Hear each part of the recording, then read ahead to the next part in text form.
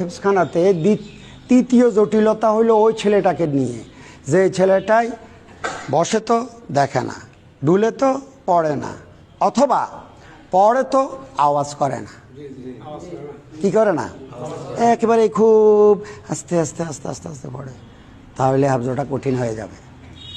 হাফজ কি হয়ে যাবে? কথা বুঝাইছে আমার?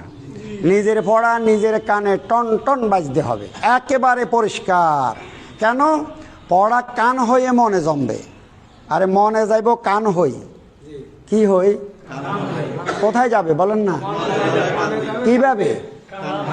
কান হয়ে। কেন? গার হেরাতে যখন কোরআন নাযিল হয়েছে, জিবরাইল আমিন আয়েশা যখন প্রথম বলছে ইকরা বিসমি রাব্বিকাল্লাযী খালাক, রাসূল পড়তে চাইছে, আল্লাহ বলে লা তুহাররিক বিহি লিসানাকা লিতাজালা বিহি, আপনি পড়েন কেন? এখানে তো পড়ার জায়গা নয়, এখানে হলো শোনার জায়গা। জিবরাইল আমিন পড়ছে, আপনি